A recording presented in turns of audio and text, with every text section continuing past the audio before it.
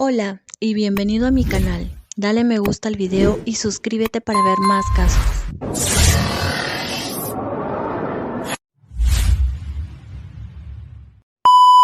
Probablemente, cuando te menciono la palabra abuelita, lo primero que se te viene a la mente es una tierna señora que cocina galletas por las tardes. Por el contrario, si te hablan de una asesina en serie, piensas en una mujer fatal, con mirada maligna y frialdad en el alma. Pero, ¿conoces la combinación de ambas? ¿Sabías que existen 5 ancianitas cuya maldad sobrepasa cualquier límite? A continuación, te las presentaremos. Puesto número 5. Tamara Samsonova, la abuelita carnicera. Samsonova nació en Rusia de 1947 y no se saben demasiados detalles acerca de su infancia. Cursó estudios de lingüística y se casó con un hombre llamado Alexei. Al terminar la carrera, se mudaron a San Petersburgo y establecieron un hogar. Tamara comenzó a trabajar en agencias de viajes debido a su facilidad para los idiomas y todos la recordaban como una mujer cariñosa y de buen corazón. Sin embargo, Tamara se obsesionó con la magia negra, así como con un famoso asesino en serie soviético llamado Andrei Chikatilo. Algunas amigas consideraban preocupante la forma en cómo Tamara hablaba sobre el carnicero de Rostov, pero consideraban que se trataba de una mera afición. Pero todo comenzó a cambiar cuando su marido desapareció en el año 2000. Tamara señaló que se había fugado con otra mujer y que no regresaría. Además, decidió alquilar la habitación de su casa para hacerse un dinero extra, pero también asesinar a sus inquilinos. Además, nadie pensaría que detrás de esa mujer dulce se escondía una de las peores asesinas soviéticas. Samsonova ya había matado al menos a una docena de personas antes de mudarse a casa de Valentina Ulanova para cuidar de ella. Sin embargo, ellas discutieron por unas tazas sucias que habían dejado sin lavar, y Samsonova durmió a la anciana de 79 años poniendo en una ensalada pastillas trituradas de fenazepam, un medicamento de venta con receta, antes de descuartizarla a la mujer cuando aún ella estaba viva. Samsonova envolvió las partes del cuerpo de su amiga en una cortina de ducha y las arrojó cerca a un estanque de la calle de la ciudad donde ella vivía. El bulto con el cadáver permaneció allí varios días hasta que un transeúnte decidió investigar. Se avisó a la policía y una búsqueda casa por casa les llevó hasta la puerta de Samsonova. Allí, los agentes encontraron más partes del cuerpo en bolsas de plástico negras y restos de sangre por todo el apartamento. Samsonova admitió el asesinato y dijo que había matado a Ulanova después de que discutieran por unas tazas sin lavar. Luego de admitir este crimen, la asesina se ha negado a cooperar con la policía, que investiga otros 11 presuntos asesinatos de personas que desaparecieron a su alrededor. Lo que pasó ahí sigue siendo un misterio y las autoridades no encontraban respuestas. Samsonova fue enviada a un conocido hospital psiquiátrico tras negarse a decirle a la policía cuántas víctimas había descuartizado. La madre, el marido y varios de los inquilinos de esta mujer de 68 años desaparecieron sin dejar rastro, pero no se han encontrado los restos, lo que dificulta a los agentes que puedan imputarle cargos. Según los medios rusos, unas cámaras de seguridad de su barrio grabaron a Samsonova desmembrando el cadáver de su amiga de 79 años con una sierra de mano y sacando otras partes del cuerpo en bolsas. Según una fuente cercana a la investigación, puede que nunca sepamos el alcance de los asesinatos de esta terrible abuelita. Sin embargo, la policía encontró una libreta donde Tamara describía en ruso, inglés y alemán sus crímenes. Eso la incriminó como la asesina de más de 10 personas. La policía rusa dudó sobre la veracidad de los hechos, pero tiempo después, Tamara confesó en un video la forma en la que asesinaba a sus víctimas. Las descuartizaba, las cocinaba y se las comía. Cuando la mujer fue trasladada al juzgado, aplaudía y sonreía feliz. Luego, al estar frente al juez, dijo: «Estoy lista para esta corte, por las acciones de todos estos años. Todo lo hice deliberadamente. No hay manera de vivir. Con el último asesinato cerré el capítulo». Luego el magistrado dijo: «Estoy ordenando su arresto. ¿Qué opina?». Ella contestó: es su decisión, su señoría, soy culpable y merezco un castigo. Al momento, la mujer espera aún sentencia. Puesto número 4. Sofía Zhukova y sus peculiares gelatinas de carne. Sofía Zhukova era una mujer rusa cuando se casó y se mudó junto con su esposo a otra ciudad, también ubicada en su país natal, donde tiempo después sería acusada de asesinar a 3 personas. La mujer fue descrita por sus vecinos como antipática e incluso grosera, pero reconocieron que sacaba tiempo para regalar gelatinas con carne por todo su vecindario, especialmente a los niños. El problema era que este alimento estaba hecho con los restos de las personas que ella misma había asesinado. Y aunque fue acusada de 3 asesinatos después de encontrar restos de órganos humanos en la nevera de su casa, la policía actualmente teme que esas no sean las únicas víctimas de Zhukova, a quien le atribuyen al menos otras 4 posibles asesinatos a lo largo de 15 años. De acuerdo con personas cercanas a la mujer, y como lo reporta un medio inglés, la mujer tuvo un cambio drástico en su personalidad después de la muerte de su esposo en el año 2005, por lo que creen que ese evento pudo desencadenar los asesinatos. En febrero del año 2019, la mujer fue arrestada por 3 asesinatos y aunque al momento del arresto dijo ser inocente, después aceptó su culpabilidad. Una de sus víctimas fue de tan solo 7 años, llamada Anastasia Alexenko. Zhukova admitió haberla matado 14 años después de que se descubriera su cabeza en un callejón del barrio donde ambas vivían. Al parecer, la niña era demasiado ruidosa para la paciencia de la mujer, por lo que, en el año 2005, según admitió al testificar para la policía, decidió secuestrarla y tenerla en su casa por 3 semanas antes de matarla, descuartizarla y presuntamente hacer comida con sus restos. También asesinó a su supuesta amiga de 77 años y a un conserje de 52 años, que, de acuerdo con lo que contó Zhukova, abusó sexual de ella. Zhukova dijo: yo maté al conserje, pero él me vio. ¿Qué creen que debía haber hecho? Lo corté en pedazos con un hacha, dijo la mujer cuando las autoridades le preguntaron detalles sobre ese asesinato. Al parecer, la policía recibió un reporte por lo extraño que les resultaba a los adultos del barrio el hecho de que una mujer que odiaba a todos y que cualquier persona que se le acercara sacara el tiempo para hornear y repartir comida. Por esto, los policías visitaron su hogar, donde encontraron restos de órganos humanos en su refrigerador, e incluso un pasaporte que no le pertenecía a ella, sino a una mujer de 83 años llamada Nina Bakenko, quien solía vivir en la casa con ella como arrendataria, pero desapareció y jamás encontró su cuerpo o alguna señal de vida. La abuela asesina, como fue apodada por varios medios europeos, murió en el año 2021, en prisión por complicaciones tras contagiarse por la pandemia. Puesto número 3. Nanny 2. La abuelita nefasta. Nanny 2 asesinó a 11 personas entre 1920 y 1954. Todos eran familiares suyos. No recibió jamás una denuncia, ya que su personalidad homicida se ocultaba bajo una dulce sonrisa. A los 16 años se casó con Charlie Braggs, un obrero con el que solo había salido 5 meses.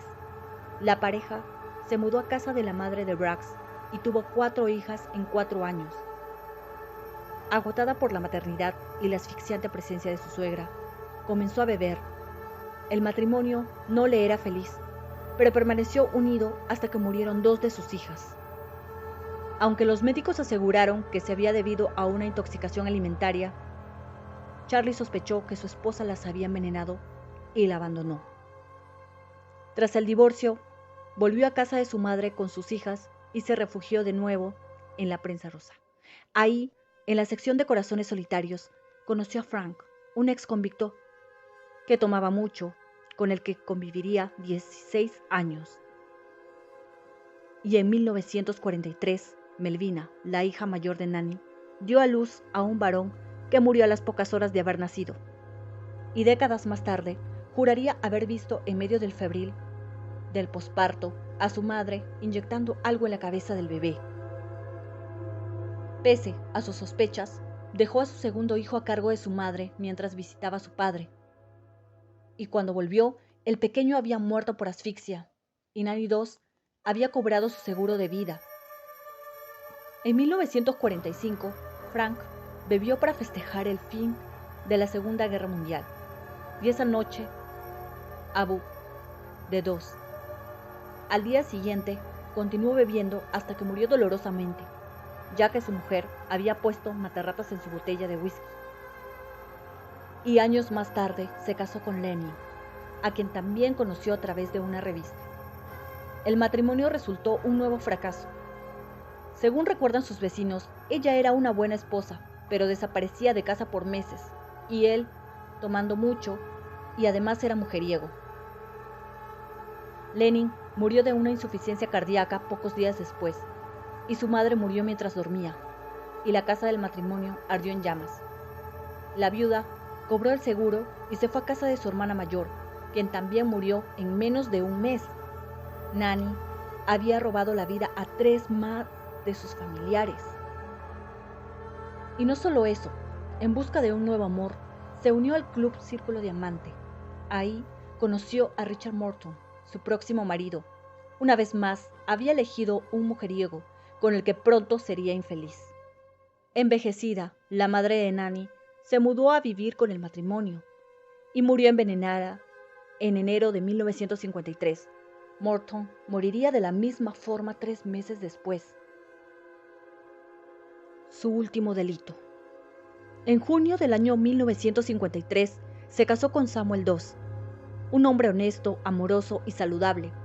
A los 2 meses fue ingresado en el hospital por un malestar que los médicos atribuyeron a una infección gastrointestinal, pero era leve. Samuel murió el mismo día que fue dado de alta. Sorprendido por su muerte, su médico ordenó una autopsia, y esta reveló que había ingerido grandes cantidades de arsénico. Su mujer fue arrestada como primera sospechosa. Es entonces donde Nanny confesó todos sus crímenes, y los psiquiatras concluyeron que estaba en condiciones de ser procesada y que había matado con absoluta sangre fría. Ella sabía lo que hacía, pero su percepción de la realidad estaba deformada por una personalidad sociópata que comenzó a gestarse durante su infancia, alimentada por la fría distancia de su padre y por la dureza de educación basada en el fanatismo religioso, que podría resultar aterradora y traumática para los niños. Este tipo de experiencias, no necesariamente religiosas, sino fruto de una obsesión desmedida de los progenitores con símbolos o con conceptos complejos, ya ha demostrado en numerosas ocasiones que puede jugar un papel determinante en la formación de una personalidad psicópata. En infantes, incapaz de sentir empatía ni culpa, Nanny eliminaba de su vida a todo aquel que consideraba un estorbo, sin borrar la sonrisa de su rostro. Fue juzgada únicamente por la muerte de Samuel y condenada a cadena perpetua en 1955. Murió de leucemia 10 años después. Puesto número 2. Abuela asesina en La Guaira. Una abuela que asesinó a sus 3 nietos de 5, 7 y 8 años en el año 2019 fue detenida en las últimas horas cuando intentaba huir desde hace 3 años. La mujer se mantenía prófuga y era intensamente buscada por el asesinato de sus pequeños. Yasmín Prieto Peduanís fue detenida en el Aeropuerto Internacional Simón Bolívar de Maiquetía, cuando ella intentó pasar por migración para tomar un vuelo, acusada por el delito de homicidio intencional calificado. La mujer tenía una orden de captura desde el 23 de enero del año 2019. Supuestamente, Yasmín ahogó a los pequeños porque estaba cansada de mantener a los niños. Las víctimas estaban bajo su cuidado desde que la madre de los menores cayó presa. Antes, a una tía de los niños también la habían detenido. Al parecer, la joven de 21 años, identificada como Yasmín Prieto, denunció que no encontraba a sus sobrinos, y el organismo de seguridad comenzó las pesquisas y encontró los cuerpos. Lamentablemente, los cadáveres estaban escondidos dentro de un barril sin agua en un departamento. Para ese momento, El Servicio Nacional de Medicina y Ciencias Forenses determinó que los niños murieron ahogados por asfixia mecánica por inmersión, dijo el informe oficial. Puesto número 1. La historia de Dorothea, la dulce abuela que mataba jubilados y los enterraba en su jardín. Dorothea Helen Gray, más conocida como Dorothea Puente, nació el 9 de enero de 1929 en Redlands, California, de Estados Unidos. En el seno de una familia trabajadora, sus padres eran recolectores de algodón, pero murieron trágicamente cuando ella era tan solo una niña. El padre falleció de tuberculosis y su madre en un accidente de moto. Con tan solo 9 años, Dorothea fue enviada a un orfanato donde sufrió toda clase de abuso para después vivir con unos familiares en Fresno. Su infancia estuvo marcada por la tragedia y también por la mentira. De hecho, con los años se convirtió en una mentirosa patológica que utilizaba sus invenciones para conseguir sus propósitos, especialmente los económicos. Dorothea se casó 4 veces, la primera a los 16 años con el soldado Fred Maffau. El matrimonio tuvo 2 hijas, pero Dorothea jamás quiso hacerse cargo de ellas. A una la entregó en adopción y a la otra la envió con unos parientes en Sacramento. A finales de 1948, su esposo la abandonó y ante tal humillación, la mujer hizo creer a sus allegados que el hombre había muerto de un paro cardíaco. Y en 1960, Dorothea se enfrentó a su primer problema con la justicia. La arrestaron por dirigir un prostíbulo. Pasó 90 días en la cárcel y una vez puesta en libertad, volvió a prisión 90 días más por vagabundear. Ya a su salida, comenzó a trabajar como auxiliar en enfermería y cuidadora de personas discapacitadas y ancianos. Fue aquí cuando inició su etapa delictiva, administrando de forma fraudulenta las pensiones de sus víctimas. En este tiempo, contrajo segundas nupcias con el sueco Axel Johansen, del que se divorció por malos tratos en 1966. Poco después, se casó con Roberto Puente, 19 años más joven que ella, y del que tomó su apellido en Ciudad de México. Tras 2 años separados, Dorothea se separó y puso en marcha la denominada Casa de la Muerte, una especie de pensión de 3 plantas y 16 habitaciones ubicada en el 2100 F Street de Sacramento. Era estafadora. En la época que estuvo soltera y hasta su última boda con Pedro Montalvo en 1976, Dorothea se pasó los días regentando distintos bares en busca de hombres mayores a los que estafar. Primero los conquistaba para posteriormente falsificar sus firmas y robarles la mayor cantidad de dinero posible.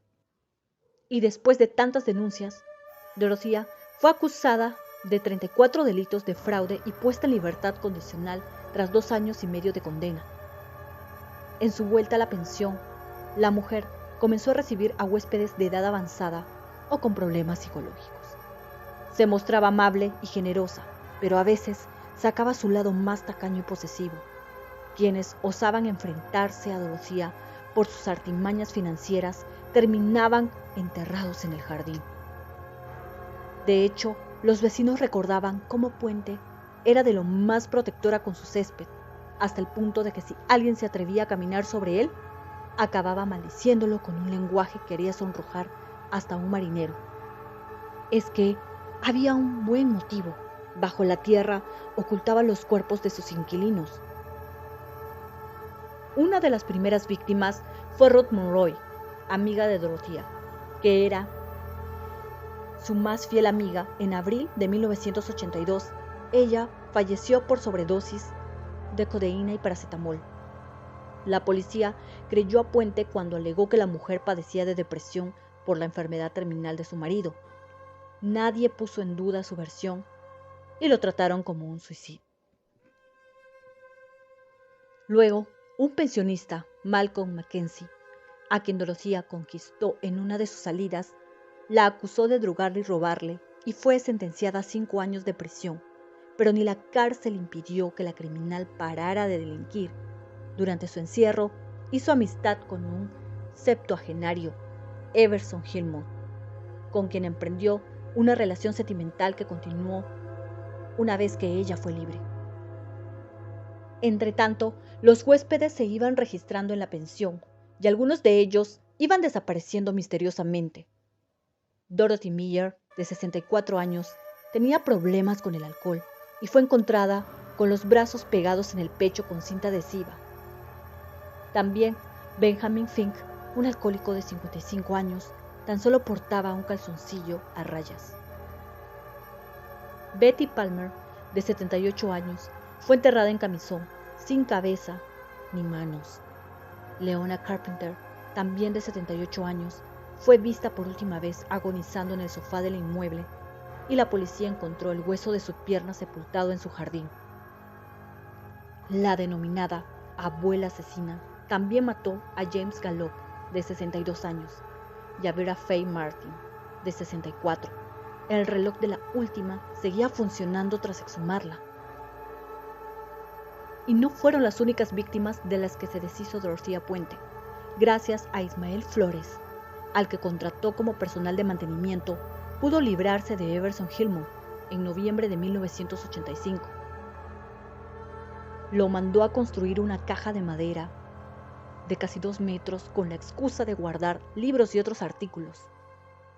Después le pidió que la acompañase hasta un almacén para depositarla, pero durante el camino le ordenó que tirase el arcón en el río, al lado de un vertedero.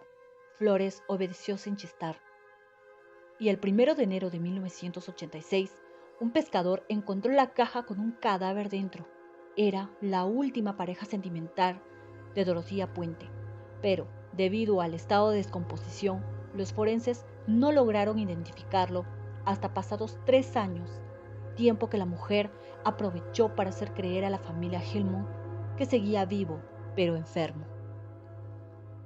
Fue hasta 1988 donde los servicios sociales de Sacramento confiaron absolutamente en la labor desempeñada por Dorothea Puente.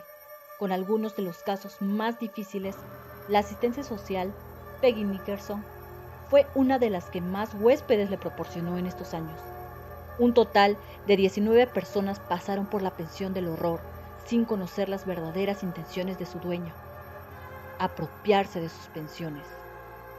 En cuanto llegaba el correo, Dorothea lo incautaba, evitando que sus receptores dispusieran de dicha documentación. A partir de ahí, falsificaba sus firmas, sacaba dinero de los bancos, cobraba cheques, y si alguien la descubría y osaba enfrentarse, lo asesinaba. Siempre utilizaba el mismo modus operandi: un buen cóctel de drogas antes de asfixiarlos. Una vez muertos, los enterraba en la parte trasera del inmueble. Fue en mayo de 1988 cuando los vecinos comenzaron a quejarse más insistentemente del olor que emanaba de la pensión de Puente. No podíamos soportarlo, recordó uno de los residentes. Había un olor desagradable en el aire y muchas moscas por la zona, aseguraba. La anciana siempre fue justificada con el hedor, atribuyendo que eran restos de pescado o un problema con las cañerías. A esto se sumó que Álvaro, al que todos conocían como jefe, desapareció de un día para otro, y Puente explicó que decidió regresar a México, para nada más lejos de la realidad, en cuanto el hombre hizo arreglos en el jardín, cubriéndolo con una losa de cemento. Nadie lo volvió a ver. Era el mes de agosto. Y fue el 7 de noviembre, después de la denuncia del asistente social de Álvaro, la policía se presentó en la casa de huéspedes de Puente para hablar con Montoya. Tras las elocuentes explicaciones de la dueña sobre su paradero, los agentes se marcharon, pero 5 días después regresaron para registrar la casa. Un residente confesó haber mentido por orden de Dorothea. Estaba ocultando algo. Y la mañana del 11 de noviembre, el detective John Cabrera, junto con varios policías, inspeccionaron la pensión, mientras que en el interior no encontraron nada, pero en el exterior se percataron de que la tierra estaba removida. Cabrera cavó el terreno, tiró de algo que creyó una raíz de árbol, pero se trataba de un hueso humano. Era la pierna de Leona Carpenter. Durante las siguientes horas hallaron carne seca, pedazos de tela y un total de 7 cadáveres. Dorothea Puente se mostró tan sorprendida y en shock ante los hallazgos que en un primer momento la policía no la encontró sospechosa. Tanto es así que con la excusa de salir a comprar café, Dorothea emprendió una rápida huida. Lo hizo a Los Ángeles, donde trató de captar a una nueva víctima, Charles Wilkes. El hombre, un jubilado al que conoció en un bar, entabló conversación con una tal Donna Johansson. Dorothea Puente cambió su identidad para pasar de ser percibida. Después de 2 horas de charla, la pareja quedó en verse al día siguiente, pero cuando el hombre regresó a casa y puso la televisión, se dio de bruces con la cara de la supuesta Donna.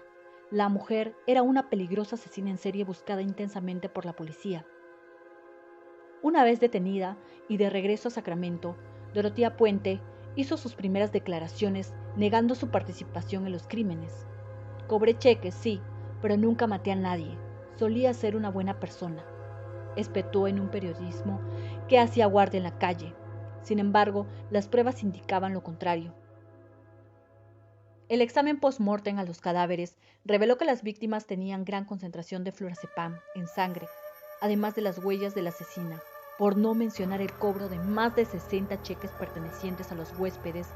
Una vez fallecidos, Puente tenía un claro móvil económico para perpetrar estos asesinatos seriales, y todo por dinero. El 25 de abril de 1990 se inició la instrucción del caso, con las pruebas sobre la mesa y después de tener en cuenta tanto los argumentos de fiscalía como de la defensa, el juez acusó formalmente a Dorothea Puente de 9 cargos de asesinato. Durante esta vista preliminar, el fiscal retrató a la acusada como una asesina codiciosa, manipuladora y fría como para acabar con la vida de sus clientes con tal de hacerse con sus ingresos.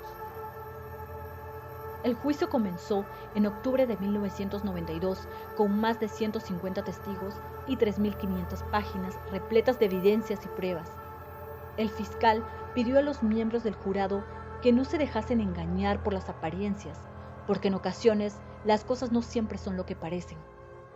Detrás de aquel aspecto de anciana bondadosa se escondía una mujer que asfixió, que drogó y enterró en su jardín a unas víctimas a las que previamente estafó. Inclusive engañó al personal que tenía contratado para que cavasen zanjas y hoyos con cualquier excusa. Por todo ello, pidieron la pena de muerte. En cuanto a la defensa de la procesada, llamó a declarar a sendos testigos que hablaron del lado generoso y cariñoso de Dorothea, personas a las que ayudó y guió años atrás, y que sin ella no estarían allí. Además, algunos expertos confirmaron que la intención de Puente siempre fue la de amparar a los desafortunados, dadas sus circunstancias personales en la infancia. Con toda esta información, el 15 de julio de 1993, los miembros del jurado se retiraron a deliberar. La presión de la fiscalía que buscaba la pena capital pudo con ellos. Tan solo pudieron redactar un veredicto de culpabilidad para 3 de los crímenes. Para los otros 6 cargos se declaró el juicio nulo. El 11 de diciembre, el magistrado Virga dictó sentencia y condenó a Dorothea Puente a cadena perpetua sin posibilidad de libertad condicional. Cuando la acusada escuchó el fallo, dijo sonriendo a sus abogados: "No maté a nadie". Recluida en la Penitenciaria Central de Mujeres de California, la anciana asesina mantuvo su inocencia hasta el fin de sus días. Murió el 27 de marzo de 2011 a los 82 años y por causas naturales. Durante esos casi 20 años de reclusión, Dorothea Puente hizo un libro de recetas titulado Cooking with a Serial Killer y apareció en documentales sobre crímenes para varias cadenas de televisión. No te olvides de comentar, darle me gusta y activar la campanita para que te lleven las notificaciones de nuevos videos. Suscríbete a mi canal para ver más contenido.